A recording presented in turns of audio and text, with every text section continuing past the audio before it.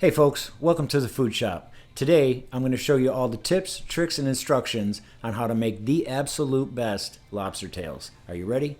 Let's go. First, you want to make sure that your lobster tails are completely thawed. And you can do this by placing the frozen tails into a bowl of cold water. You have to use cold water, you don't want to use warm water.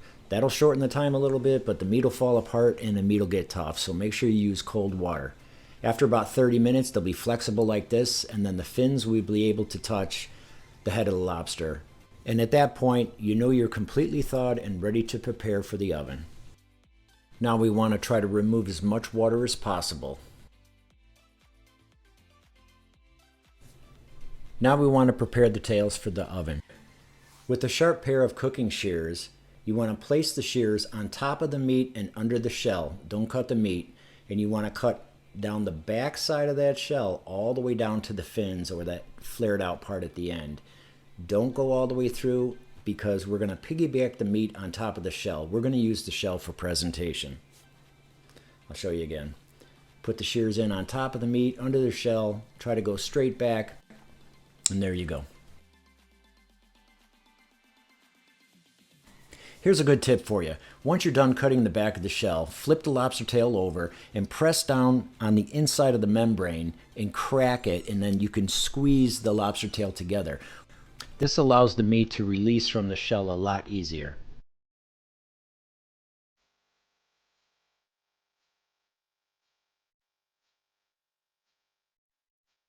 Here, I'll show you again. Flip it over, press on the membrane, you're cracking those little ribs. And like I said, this is going to allow that meat to remove from that shell a lot better. We want to keep the meat intact as much as possible.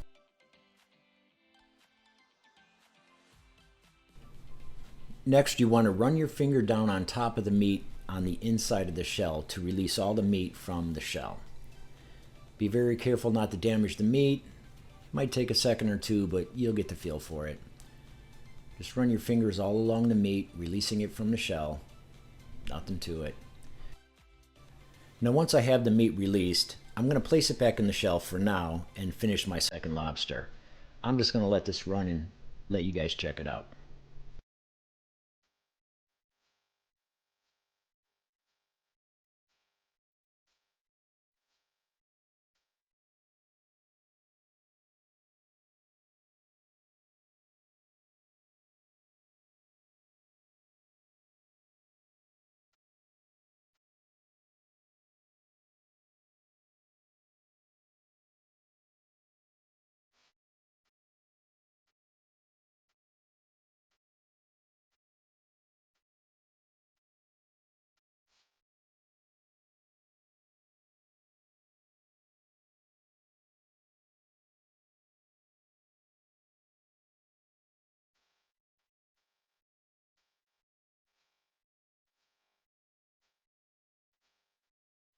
Next, we want to coat the meat with some olive oil. I use about a teaspoon per lobster tail. Just pull the meat out and just rub that olive oil all over. Make sure to coat the whole thing. Don't damage the meat. Just pull it out, rub it all over. If you need more olive oil, go ahead and use it. Won't hurt anything. Now, once I got it completely coated, what I want to do is I want to piggyback the meat on top of the shell. So again, be careful here. You don't want to detach the meat from the tail. Once you carefully remove the meat from the tail, squeeze the shell together and then lay the meat across the back side of the shell. This is how you're going to present the meal to your guests.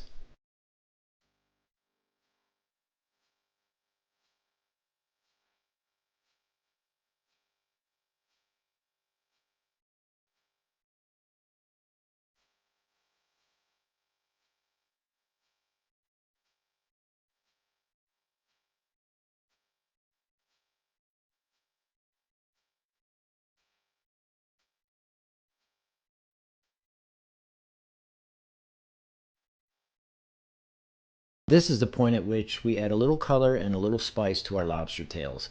I use a sweet paprika. I don't use a smoked paprika. Just sprinkle a little bit across the top. It adds a nice color in the end. You want to place them on a baking sheet lined with parchment paper.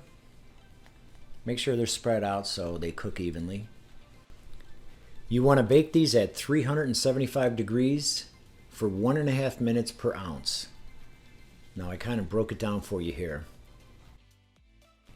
Now, after your time is up, take them out of the oven and brush some clarified butter on them. If you'd like to know how to make clarified butter, I'll leave a link in the description of a video showing you just how to do that. If you don't have clarified butter, you can simply use just a pat of butter. Put 1 pat of butter on each one of the lobster tails. But in my case, I'm brushing some clarified butter on them, and then we're going to broil them for 3 minutes, and that'll finish them off. Once you're done broiling, you take them out, and there they are. Can't wait. They look fantastic. And there you have it, folks. Simple, easy, and delicious lobster tails. I hope you found some inspiration in today's video, and if so, please consider giving a like, subscribe, and don't forget to comment. Thanks for watching. I truly appreciate it. We will see you on the next one. Bye-bye.